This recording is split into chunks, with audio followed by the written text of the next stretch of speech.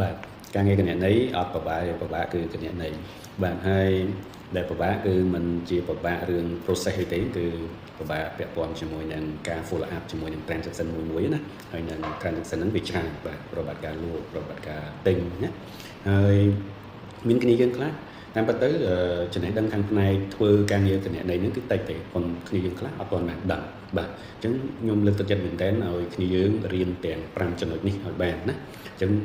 ទាំង5ចំណុចទៅលើការរៀបចំឯកសារគឺសំខាន់មែនតើណា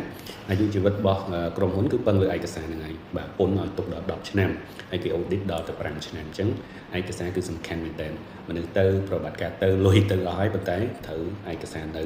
បាទទី2ពាក់ព័ន្ធជាមួយនឹងការកត់ត្រាបាទអញ្ចឹងអ្នកទាំងអស់គ្នាត្រូវតែចេះប្រើ system ណាសម័យនេះហើយគឺដល់សម័យ AI ហើយយើងអត់ទាន់ចេះប្រើ system កញ្ញានេះគឺ very sad តែម្ដងណារៀនប្រើ system ហើយ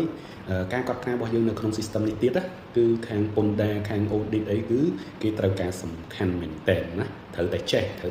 ត់ត្រាហើយហ្នឹងគឺត្រូវទុកដាក់វាឲ្យបានត្រឹមត្រូវទៀតបាទអញ្ចឹងចំណុច2នេះគឺជាចំណុច snow ហើយនៅក្នុងការងារគណនេយ្យបាទឯកសារហើយនឹងការកត់ត្រាបាទចំណុចផ្សេងទៀតមែនតើទៅរត់តាមក្រោយទេបាទចំណុចផ្សេងគឺរត់តាមក្រោយអញ្ចឹងដូចពាក់ព័ន្ធជាមួយ stock អញ្ចឹងបើអ្នកទាំងអស់គ្នាប្រើ system ហើយគ្រប់គ្រង stock គឺងាយស្រួលទេអញ្ចឹងយើងមើលតែ stock ចូល stock ចេញហើយនឹង count stock ឲ្យបាន proper ទៅគឺវាល្អហើយណា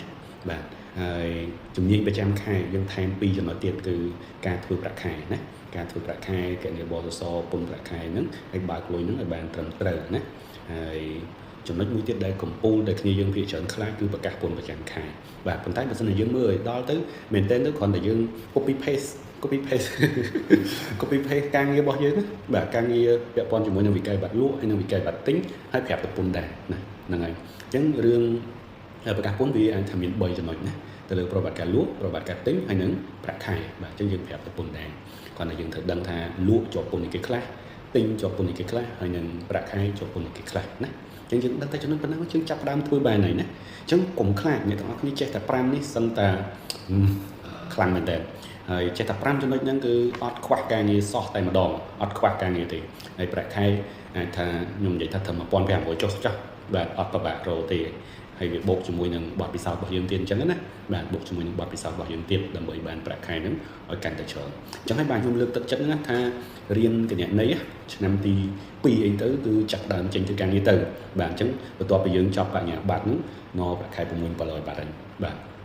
បាទយើងឆ្នាំទី2មែនប៉ុន្តែយើង